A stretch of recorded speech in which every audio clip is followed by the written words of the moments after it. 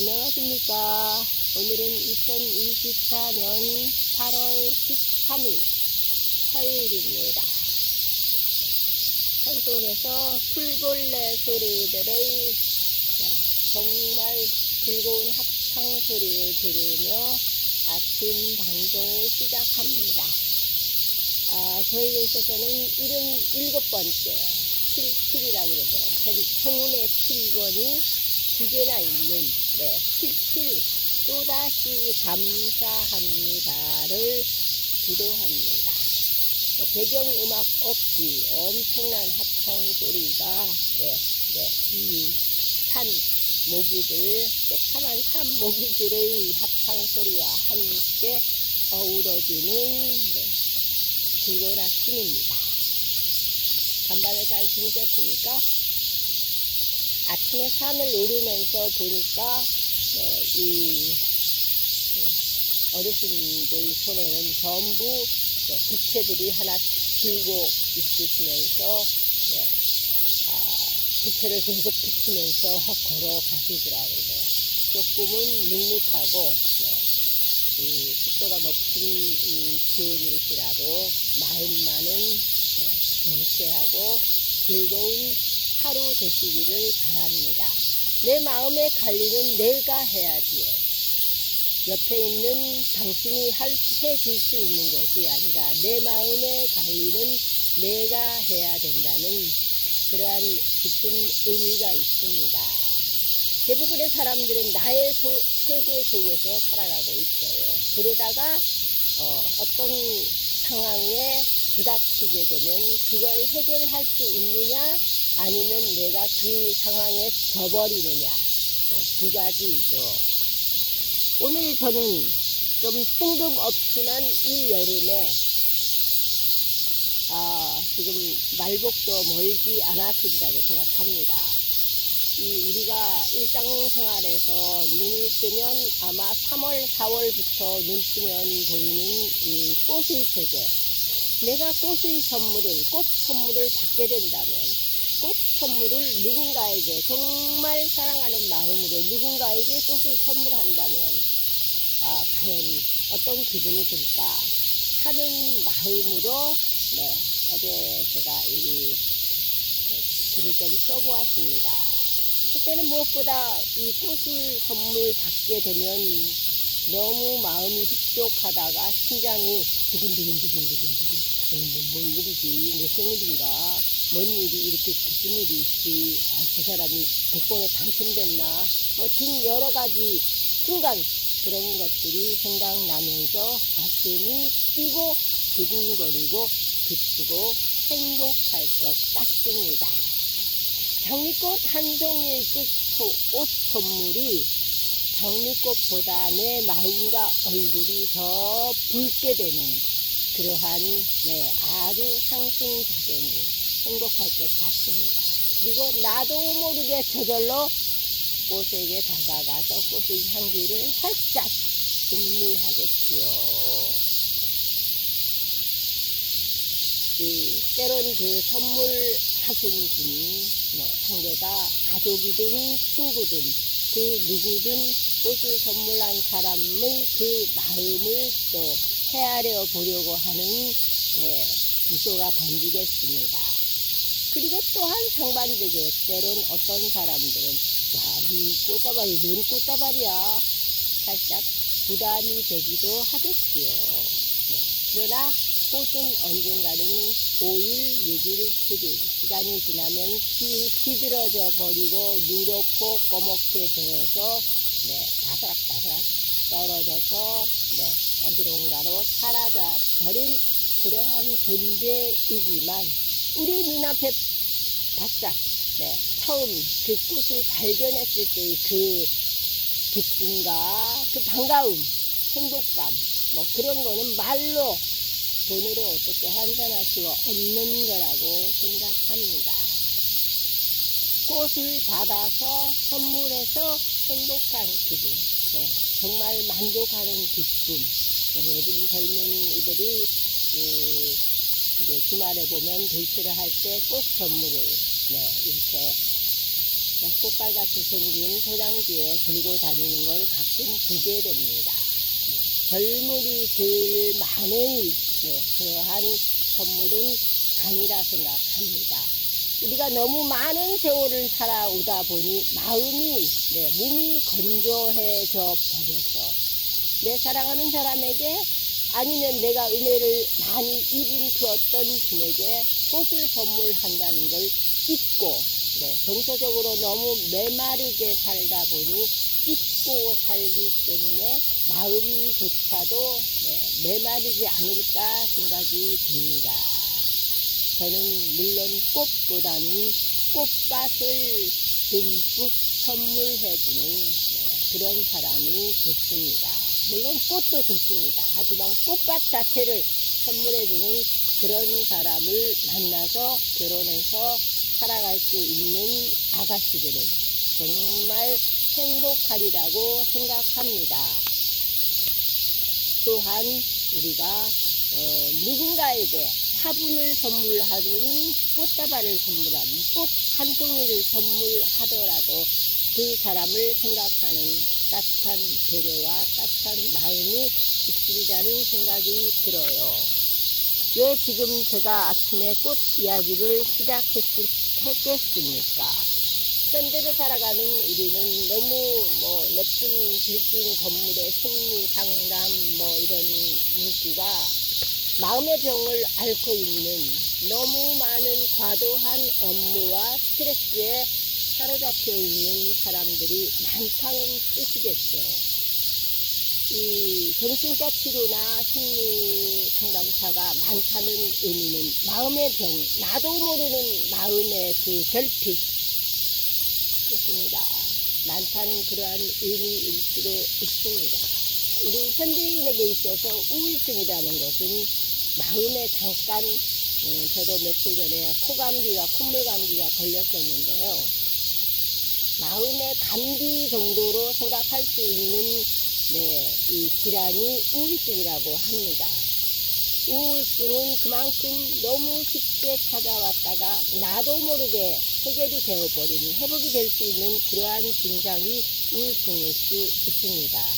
우울증은 아무것도 하기 싫고 누워만 있고 싶고 아침에 일어나서 잠잘 때까지 정말 아무것도 하기 싫다. 정말 내 마음속에 아주 힘든 죽고 싶다는 생각밖에 안 드는 그런 상황도 있다 합니다. 사람에 따라서 기질에 따라서 그 우울증의 이 진단 모든 상황이 다 다르답니다. 100사람이면 100가지의 상황이 있고 그렇습니다. 다 모든 패턴이 똑같지는 않다 합니다. 어떤 면에 있어서는 과도한 긴장과 불안이 너무 예민하여서 과도하게 신경을 곤두세우다 보면 불안장애가 생겨날 수밖에 없다 합니다. 뭔가 생길 것 같은 불안 하는 그러한 마음이 긴박하게 아주 KTX가 달리는 것처럼 빠른 속도로 나를 향해서 점령하는 듯한 그러한 마음의 상태가 된다고 하니 이 우울증이나 불안장애가 얼마나 극심한가를 알 수 있습니다.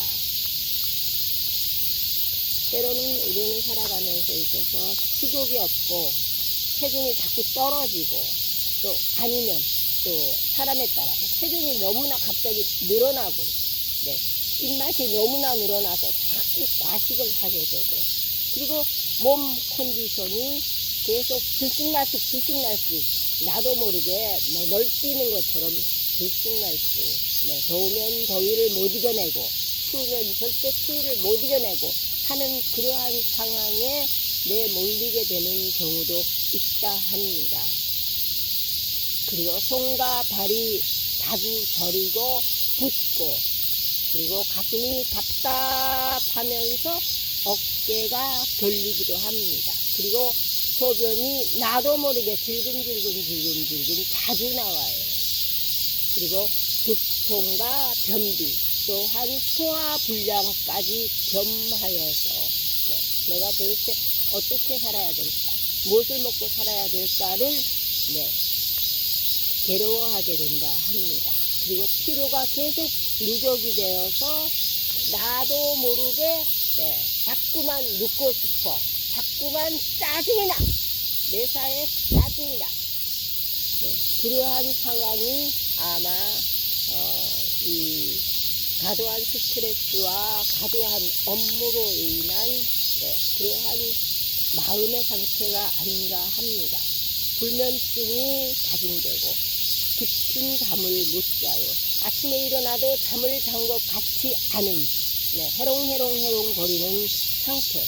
그렇게 되면 사람은 어떤 일에 있어 집중력이 떨어지고 판단력조차 떨어지게 된다 합니다. 그리고 늘 하는 말이, 인생 살아가는데 왜 이렇게 재미가 없어? 뭐 재밌는 거 없을까? 왜 이렇게 재미가 없어?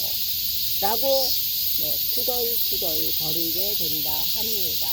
이 우울증의 범위도 굉장히 넓어요. 여러 가지 불안장애, 여러 가지 증상이 있다 합니다.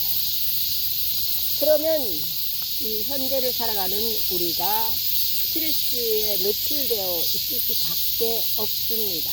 바닷가에 앉아서 어부처럼 낚시만 하고 있기에는 세상은 너무나 빠르게 급변하고 있고, 돈을 벌어야 돼, 돈을 벌어서 무엇을 해야 돼 하는 머릿속이 너무나 복잡하게 살아가고 있습니다. 그럼 스트레스의 강한, 이 우울증의 강한 체질을 만들어 가려면 어떻게 살아나가야 될까요? 해답은 언제나 나에게 있습니다. 우리가 372 21이라고 그러죠. 21일 3주만 습관으로 만들면 꾸준한 운동도 할 수 있게 되고, 이 3주를 대부분의 분들이 이겨내지 못하기 때문에 3일 작정하고 또 포기하고, 3일 작정하고 포기하고 그렇게 됩니다만, 저는 그렇게 생각합니다. 3일 해서 안 되면 또 3일 계속하고, 3일 해서 또 안 되면 또 3일 계속하고. 예를 들어 다이어트라고 할 경우에 내 몸무게가 65kg, 68kg가 나간다면, 내가 한 달, 두 달 만에 작정하고 5kg는 빼봐야 되지 않겠느냐. 이 뱃살이 뭐냐, 이 엉덩이에 있는 이 무거운 살을 5kg를 빼보자 작정한다면, 무엇보다 저녁 6시에서 내일 아침 6시, 7시까지는 지방과 탄수화물과 단백질, 모든 튀긴 음식, 모든 식단을 제한하셔야 됩니다. 그 결심이 없으면 결코 5kg의 다이어트는 무산됩니다. 그러나 한 서너 번 결심해서 또 안 되면 또 무너지고, 그게 인간이죠. 또 시작하고 또 무너지고, 그렇게 하다가 보면 자기도 모르는 사이에 글쎄 살짝 2kg, 3kg는 빠지지 않을까요? 내가 알고 있는 것과 모르는 것의 차이는 하늘과 땅 차이라고 합니다. 알고 내가 실수한 거와 실패한 거와 모르고 자꾸 넘어지는 것의 차이일 수 있습니다. 몸무게 이야기가 나왔으니까 잠깐 자신의 에피소드를 들려드립니다. 저를 만나는 어떤 굉장히 저를 좋아하는 어떤 친구가 있는데, 그 친구는 저를 만나면 언제나 하는 말이, 언니는 왜 이렇게 말랐어? 올 때마다 말라 보여.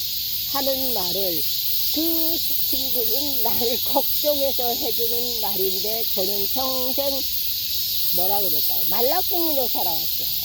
평생 두둑하게 부잣집 맏며느리감 같은 얼굴을 해본 적이 없는 사람한테 날마다 말라뚱이라고 하는 그러한 뉘앙스는 그 사람한테는 독입니다. 정말 저는 사양하겠습니다. 저한테는 그저 그냥 오늘따라 인상 좋다, 표정이 너무 괜찮으네, 밝으네, 아무쪼록 좋은 말들이 얼마나 많고 많습니까? 하고 많은 말 중에 너무 말랐다, 네, 오늘따라 얼굴이 왜 이렇게 기미가 많으냐 하는 뜻의 뉘앙스는 절대 사양합니다. 그리고 나이가 들어가는 여성에게, 그 사람도 나이가 많아도 여자입니다. 여자에게 그러한 말들은 정말 실수하는 겁니다. 말 한마디로 천양빛을 갚는다고 하는 우리나라 속담 있습니다. 세계 어느 나라 누구를 만나든 원주민을 만난다 하더라도 좋은 말, 그거 일부러 어디에서 붙여서 기분 나쁜 말 해줄 이유가 아무것도 없습니다. 내게 돌아오는 말은 그 사람에게 좋은 말을 했을 때 내게 기분이 좋은 말이 돌아옵니다. 그 사람 기분 나쁘게 해서 내게 기분 나쁜 말이 돌아오는 것은 똑같은 다반사입니다. 세상은 거울과 같습니다. 어디 한번 거울 한번 보세요. 화장실이나 욕실에 가서 언제나 바라보는 게 거울 아닙니까? 거울 속에 내 모습을 보고 침을 뱉는 사람은 언제나 자기 자신에게 침을 뱉고 있는 겁니다. 그러나 거울 속에 있는 나에게 환한 미소와 사랑스러운 표정을 보인다면 언제나 내게 돌아오는 답변 뉘앙스는 언제나 사랑스러운 표정과 흐뭇한 미소일 수 있다는 말을 꼭 해주고 싶습니다. 앞으로 살아가는 현대 2030년, 2040년, 저는 2050년 이후까지는 아직까지는 생각을 못해하고 살아가고 있습니다. 그 이후에 아무리 급변하는 세상이라 하더라도 부부간의 사이, 부모 자식 간의 사이, 지인과의 사이, 모든 인간관계의 아웃라인 틀은 똑같다고 생각합니다. 외면하고 살 수 없는 것이 바로 인간관계입니다. 언제나 따뜻한 말 한마디가, 내가 따뜻한 말을 듣고 싶은 사람은 언제나 따뜻한 말을 해줄 수 있기를 정말 소망하고 또다시 감사합니다. 오늘의 귀한 말씀, 꽃을 선물할 때 내 마음도 활짝 웃는다. 내 마음도 행복하다. 내 마음이 행복하려면 상대방에게 꽃을 한번 선물해 보세요. 미친 척 퇴근길에 꽃집에 들러서 장미꽃 딱 한 송이만 포장해서 사랑하고 있습니다. 라는 단어를 써서 그 꽃집 아가씨한테 써달라 그러면 아주 우아한 글씨로 썼겠죠. 써서 선물을 해보는 그날 저녁은 아마 365일 중에 가장 행복하지 않을까 합니다. 우리의 행복은 의도적으로도 만들어갈 수 있고 무의식적으로도 만들어갈 수 있는 것이 나의 하루입니다.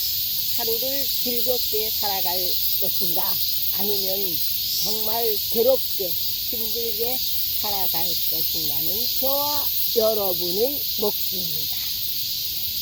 혜연TV의 혜연이는 언제나 친절한 말 한마디, 따뜻한 말 한마디, 언제나 나와 당신을 배려하는 그러한 제스처, 미소, 그런 것으로 하루를 시작하고 있습니다. 이 풀벌레들의 이 합창 소리가 엄청나고 사랑스러운 아침입니다. 감사합니다. 톡톡톡 혜연TV의 송혜연이었습니다. 내일 다시 찾아뵙겠습니다.